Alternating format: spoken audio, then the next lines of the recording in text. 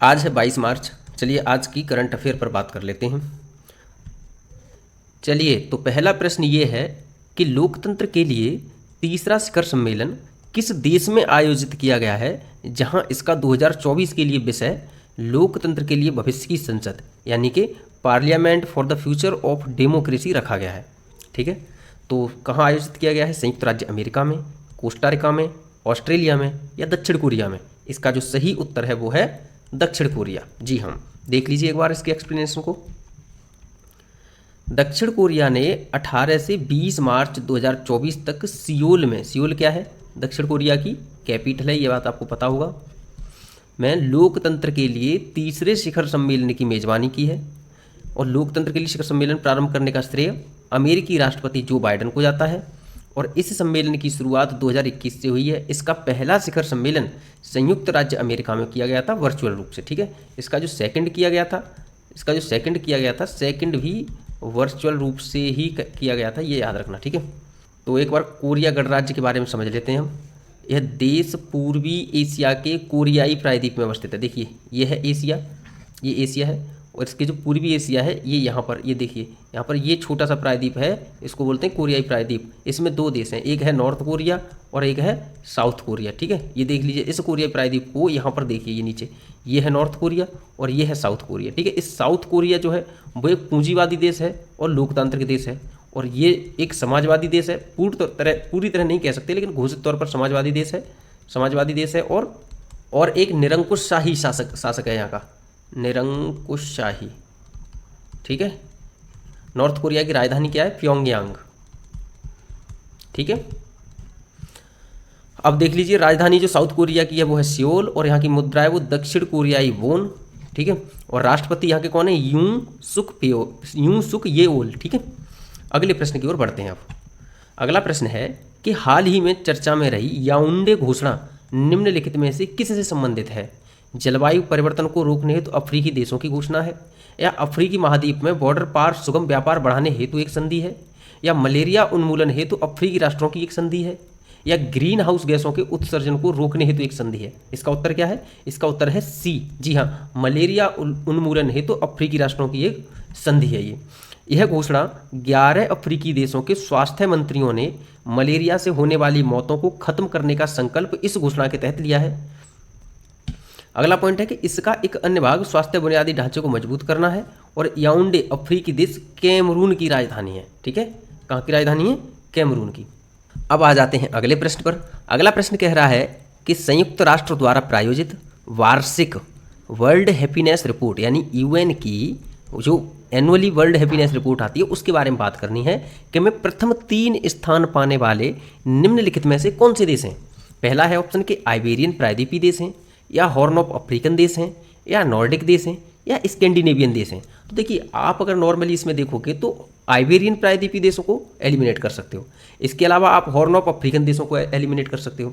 समस्या यहाँ पर ये आएगी कि भाई नॉर्डिक देश होंगे या स्कैंडिनेवियन देश होंगे, इसी चीज़ को थोड़ा सा समझना है। तो इसके लिए हमें सबसे पहले क्या समझना होगा? हमें समझना होगा सबसे पहले कि जो प्रथम 3 देश हैं वो हैं कौन कौन से। तो देखिए जो 5 खुशहाल देशों की लिस्ट हमने ली है, पहले नंबर पर है फिनलैंड, दूसरे नंबर पर है डेनमार्क, और तीसरे नंबर पर है आइसलैंड। अब देखिए जो स्कैंडिनेवियन देश हैं उसमें आइसलैंड को तो सम्मिलित नहीं किया जाता। वही जब अगर हम कल्चरल डिवाइड करते हैं तब आइसलैंड को सम्मिलित कर लिया जाता है, लेकिन जब हम भौगोलिक स्तर पर डिवाइड करते हैं तब आइसलैंड को सम्मिलित नहीं किया जाता है। अब कहाँ कैसे सम्मिलित नहीं किया जाता है, क्या क्या देश हैं पूरे अभी बताते हैं, लेकिन अभी बस इतना समझ लीजिए। ठीक है, आइसलैंड को अगर सम्मिलित नहीं किया जाता है तो इसका मतलब ये है कि स्कैंडिनेवियन देश भी नहीं हो सकते। क्या हो सकते हैं फिर? नॉर्डिक देश हो सकते हैं। अब इन देशों को एक बार सही से समझ लीजिए, ये चारों के चारों पेनिनसुला पर कौन कौन से देश हैं एक बार समझते हैं। ठीक है, देखिए अगर हम इसमें देखिए मैप में अगर हम स्कैंडिनेवियन देशों की बात करेंगे तो देखिए ये है नॉर्वे, स्वीडन, और इसके बाद में कुछ लोग सोच रहे होंगे फिनलैंड, लेकिन फिनलैंड नहीं है, ये याद रखना। नॉर्वे, स्वीडन, और इसके बाद में ये जो डेनमार्क है ना, ये डेनमार्क, यानी स्कैंडिनेवियन देशों की अगर बात करेंगे तो वो ये देश हैं। लेकिन अगर कोई ये कहे कि भाई स्कैंडिनेवियन पेनिनसुला पर कौन कौन से देश हैं, तो पेनिनसुला बस ये है, ये वाला ये। तो स्कैंडिनेवियन पेनिनसुला पर सिर्फ नॉर्वे और स्वीडन को काउंट किया जाता है। डेनमार्क का जब नॉर्दर्न पार्ट जोड़ लेते हैं तब स्कैंडिनेवियन कंट्रीज बोलते हैं, लेकिन स्कैंडिनेवियन पेनिनसुला पर सिर्फ ये और ये काउंट किया जाता है। लेकिन अगर हम नॉर्डिक कंट्रीज की बात करते हैं तो ये नॉर्वे आएगा, स्वीडन आएगा, डेनमार्क आएगा, लेकिन इसके साथ ही फिनलैंड और आइसलैंड भी आ जाता है और ग्रीनलैंड भी आ जाता है, और इसके अलावा कुछ और भी 2-3-4 द्वीप हैं वो भी आते हैं, जैसे ये स्वालबार्ड नॉर्वे का है, ये भी आ जाता है। ठीक है, लेकिन सोचने वाली एक और बात है यहाँ पर, इंटरेस्टिंग चीज़ ये है कि जब हम स्कैंडिनेवियन कंट्रीज़ की बात करते हैं तो कौन से आते हैं? अभी हमने पढ़ा कि नॉर्वे, स्वीडन और डेनमार्क। लेकिन अगर स्कैंडिनेवियन कंट्रीज को कल्चरली देखेंगे ना, कल्चरल के हिसाब से कौन से हैं, तो स्कैंडिनेवियन कंट्रीज में न केवल नॉर्वे, स्वीडन, डेनमार्क आएंगे, बल्कि फिनलैंड और आइसलैंड भी आ जाते हैं। ये बात समझ में आई? क्लियरली समझ लीजिए कि अगर हम स्कैंडिनेवियन कंट्रीज को भौगोलिक स्तर पर देखेंगे तो केवल नॉर्वे, स्वीडन और डेनमार्क आता है, लेकिन अगर हम इसको कल्चरल देखेंगे, कल्चरल वे में या कल्चरल डिवाइड करेंगे तो नॉर्वे, स्वीडन, डेनमार्क, फिनलैंड और आइसलैंड आएगा।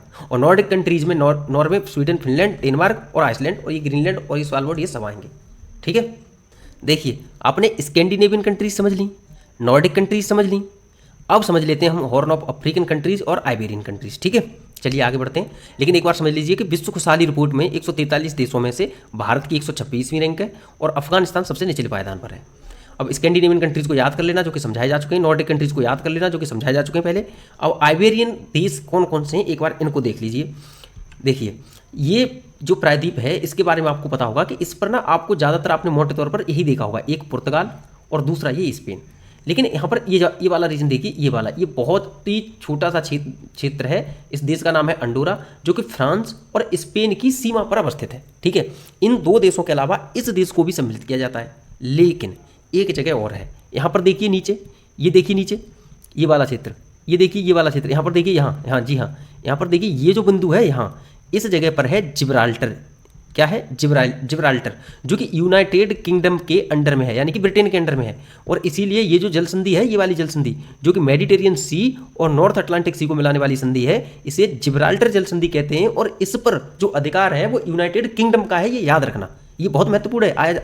आया हुआ प्रश्न है ये UPPCS में, PYQ में आया हुआ प्रश्न है, इसको याद रख लेना कि जिब्राल्टर पर यूके का अधिकार है। और ये जो क्षेत्र है ना, ये क्षेत्र, ये जिब्राल्टर जो क्षेत्र है वो यूके का ही है। यानी कि अगर आइबेरियन प्रायद्वीप पर अगर देश पूछे जाएं तो एक स्पेन होता है, एक पुर्तगाल है, एक अंडोरा है, और एक जिब्राल्टर जो क्षेत्र है ये भी है जो कि यूके का है। ठीक है, अब एक बार हॉर्न ऑफ अफ्रीकन देशों को और समझ लीजिए और फिर चलते हैं आगे। देखिए हॉर्न ऑफ अफ्रीका में क्या क्या है, ये है सोमालिया, जिबूती, इरिट्रिया और इथियोपिया। ये देखिए सोमालिया, जिबूती, इरिट्रिया और इथियोपिया, ये जो ब्लू टाइप के कलर के हैं, ये वाला जो क्षेत्र है, ये वाला क्षेत्र, ये है पूरा हॉर्न ऑफ अफ्रीका। ठीक है, 4 देश हैं, ये याद रखना। अब आगे बढ़ते हैं।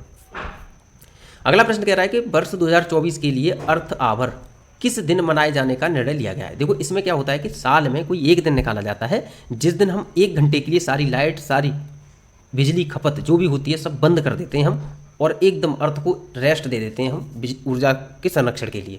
किस दिन मनाएंगे? 20 मार्च, 21 मार्च, 22 मार्च या 23 मार्च? उत्तर होगा 23 मार्च। देख लीजिए एक बार। देखिए अर्थ आवर वार्षिक वैश्विक कार्यक्रम है जो जलवायु परिवर्तन के बारे में जागरूकता बढ़ाने और ऊर्जा संरक्षण को बढ़ावा देने के लिए मार्च के आखिरी शनिवार को, कब? मार्च के आखिरी शनिवार को मनाया जाता है। इस प्रकार यह 23 मार्च को रात्रि 8:30 बजे से रात्रि 9:30 बजे के बीच मनाया जाने वाला है इस बार। अब जो मनाए जाने का जो शुरुआत की है कहाँ से हुई है? विश्व वन्यजीव कोष द्वारा शुरू और आयोजित किया गया यह कार्यक्रम दुनिया भर के लोगों से 1 घंटे के लिए रोशनी और बिजली के उपकरणों को बंद करने का आग्रह करता है। अगर आप इसमें हिस्सेदारी निभाना चाहते हैं तो 23 तारीख को आपको 8:30 बजे से 9:30 बजे तक सारी लाइट, सब कुछ, बिजली खपत जो भी कर रही हो आपके घर में या आपके रूम पर, उसको बंद कर देना होगा। विश्व वन्यजीव कोष के बारे में और देख लीजिए कि इसकी स्थापना 1961 में हुई थी। ये इंपोर्टेंट संस्थान है, सारे के सारे जितने मैं लेके आता हूँ याद रखना। इसका मुख्यालय स्विट्जरलैंड में है और प्रसिद्ध विशाल पांड्या इसका लोगो है, ये वाला विशाल पांड्या लोगो है। ठीक है, WWF का मतलब है वर्ल्ड वाइल्ड लाइफ फंड। अब अगले प्रश्न पर आ जाते हैं। अगला प्रश्न ये कह रहा है गुड इनफ एनर्जी ने निम्नलिखित में से किस भारतीय राज्य या केंद्र शासित प्रदेश में भारत की पहली बैटरी ऊर्जा स्टोरेज गीगा फैक्ट्री लॉन्च करने की घोषणा की है? गुजरात में, राजस्थान में, जम्मू कश्मीर में या तमिलनाडु में? इसका उत्तर है C। जी हाँ, इसका उत्तर है जम्मू कश्मीर। देख लीजिए गुड इनफ एनर्जी ने अक्टूबर तक जम्मू और कश्मीर में भारत की पहली बैटरी ऊर्जा स्टोरेज गीगा फैक्ट्री लॉन्च करने की घोषणा की है। इस सुविधा का लक्ष्य सालाना 5 मिलियन टन से अधिक कार्बन के निकास को कम करना है, जो 2070 तक जो शुद्ध शून्य प्राप्त करने के भारत के लक्ष्य को समर्थन करता है। 2070 तक हमें पता है कि भारत का लक्ष्य क्या है, जीरो एमिशन, यानी कि ये लक्ष्य रखा गया है कि 2070 तक हमें इतनी एफिशिएंसी विकसित करनी है कि हमारा जो कार्बन उत्सर्जन होगा वो 2070 तक जीरो होने लग जाए। ठीक है, अगला प्रश्न देख लेते हैं अब। हाल ही में निम्नलिखित में से किस शहर में भारत का पहला आयुर्वेदिक कैफे खुला है? मुंबई, भुवनेश्वर, दिल्ली या चंडीगढ़? उत्तर है सी, यानी कि Delhi.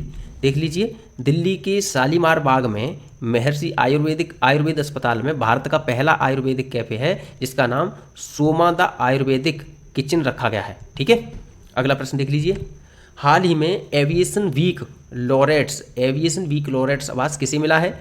DRDO, ISRO, NASA, JAXA, किसे मिला है? इसरो। ठीक है, देख लीजिए, भारतीय अंतरिक्ष अनुसंधान संगठन यानी कि इसरो को चंद्रयान 3 मिशन में उल्लेखनीय उपलब्धियों के लिए एविएशन वीक लॉरेट्स अवार्ड मिला है। पहली बात, जो हमारा मिशन है उसके बारे में थोड़ा देख लीजिए। जो चंद्रयान 3 मिशन लॉन्च हुआ था, ये 14 जुलाई 2023 को भारतीय अंतरिक्ष अनुसंधान संगठन ने GSLV Mark 3, जिसका नाम चेंज होकर क्या हो गया, LVM-3 हैवी लिफ्ट रॉकेट का उपयोग करके श्रीहरिकोटा से चंद्रयान 3 लॉन्च किया है। और अंतरिक्ष यान में विक्रम नामक लैंडर और प्रज्ञान नामक एक रोवर शामिल है।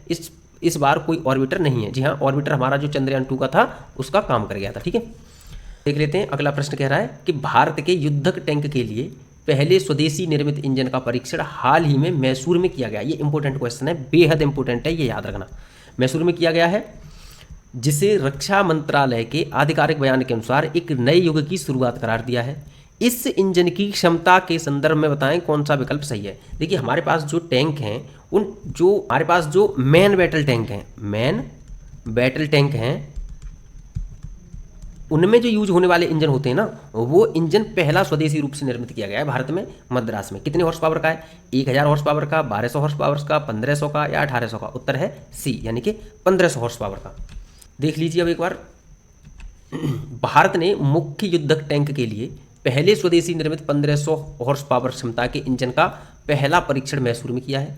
रक्षा सचिव कौन है? गिरधर अरमाने ने इसे एक परिवर्तनकारी क्षण करार दिया और कहा कि देश की सैन्य क्षमता को बढ़ाएगा।